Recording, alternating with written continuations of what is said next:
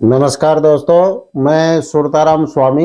मेरे YouTube channel Artline SR स्वामी पर आपका स्वागत है। दोस्तों, अगर आप मेरे चैनल पर नए हैं तो वीडियो को लाइक कीजिए, चैनल को सब्सक्राइब कीजिए और अपने दोस्तों को शेयर कीजिए। एक बीवी से परेशान पति अपनी बीवी को लेकर कहीं कोई पार्टी में गया तो देर रात को वो वापस लौटा तो रास्ते में उसको पुलिस वाले ने रोक लिया। रुक गया। उसकी गाड़ी को पुलिस वाले ने अच्छी तरह से चेक किया और चेक करने के बाद उसने उनकी बीवी की तरफ हाथ करके इशारे से पूछा, ये मोहतरमा कौन है?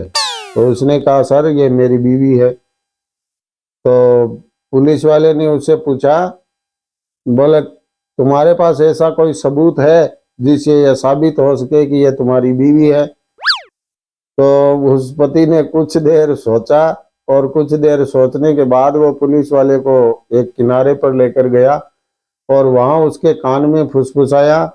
बोले, सर अगर आप ये साबित कर सकते हैं कि ये मेरी बीवी नहीं है तो मैं करोल बाग वाला बंगला आपके नाम कर दूंगा।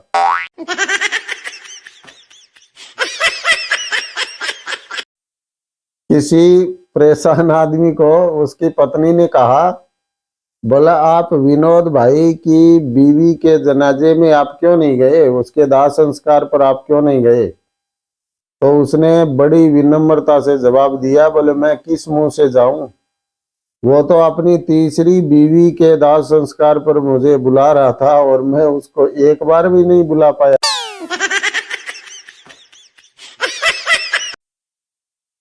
मेरी एक बात बिल्कुल समझ में नहीं आई। मैंने बार बार शोले फिल्म को देखा और इस फिल्म की एक बात मेरी बिल्कुल समझ में नहीं आई। जया बच्चन है, वो लालटेन लेकर पूरी फिल्म में घूमती रहती है, वो लालटेन से रोशनी करती है क्योंकि गांव में बिजली नहीं है। अगर गांव में बिजली नहीं है तो धर्मेंद्र यानी वीरू जिस टंकी पर मरने के लिए चढ़ा था उसमें पानी क्या ठाकुर चढ़ाता था? किसी भाई ने मुझसे पूछा, बोले ये मिर्ची किस मौसम में लगती है? मैंने स्पष्ट शब्दों में जवाब दिया कि मिर्ची का कोई मौसम नहीं होता, जब आप सत्य बोलेंगे तो सामने वाले को मिर्ची लगेगी ही लगेगी। आजकल के बच्चों को जब गर्मी लगती है तो उनके माँ बाप उनको शिमला और मनाली घुमाने के लिए ले जाते हैं, ठंडी जगहों पर घुमाने के लिए ले जाते हैं।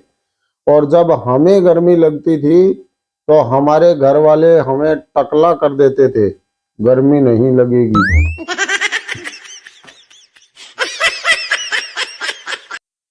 कुछ लोगों को मैंने देखा है, जब उनके मोबाइल की बैटरी 1 से 2% बची होती है तब वो मोबाइल की तरफ इतनी स्पीड से दौड़ते हैं और मोबाइल की तरफ ऐसे देखते हुए दौड़ते हैं जैसे वो कह रहे हो कि तुम्हें कुछ नहीं होगा, मैं हूं ना, अपनी आंखें बंद मत करना, सब कुछ ठीक हो जाएगा।